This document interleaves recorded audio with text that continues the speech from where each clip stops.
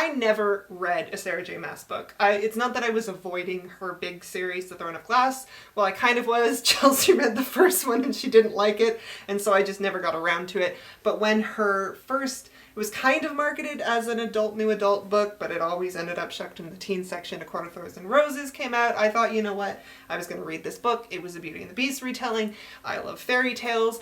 And like, it wasn't amazing, but I liked it. I liked the world. I liked the characters. I didn't get super, like, sucked in until A Court of Mist and Fury, and like, that was a ride. And I still think about that. So she's lying when she said that she wasn't really into A Court of Thorns and Roses, because I picked it up because she would not stop talking about it, and she had not read the second one yet. I remember reading the first one to the second one and just having my mind absolutely blown by the second one, and just how she took the whole convention and flipped it on its head.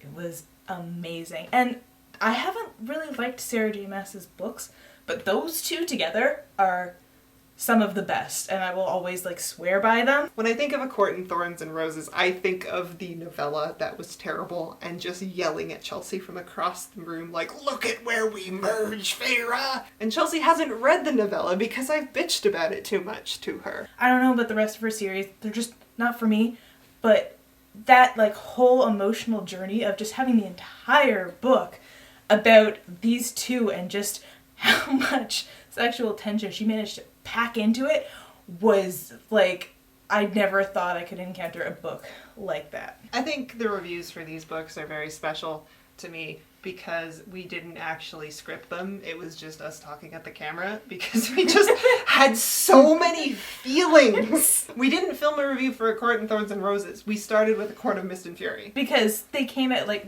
honestly, we read them almost like back to back. It was like Court of Thorns and Roses was coming out, or was out, and the next one was just about to be out, so there was like really no time. We were both just like, oh my god. Like, because it somehow spoke to everything that we had been reading before it, and like took it, it made it adult, and it turned it into something new. Oh my god, and I remember the guy I was dating at the time, we got him to read it, and he got into it too, and the text that he was sending was just phenomenal. And I think it was an interesting experiment because the way the books were set up, where in the first book, it's her relationship with Tamlin, and then the second, her relationship with Rhys, because it shows you just how you're conditioned to like, she's gonna end up with the first guy. Like, you fought for a while until you realize, no, he's a monster.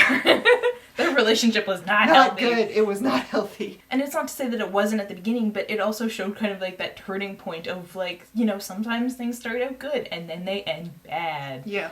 And that's not something you see every day in adult or new adult or teen fiction at all. Yeah. So definitely has a place in my heart.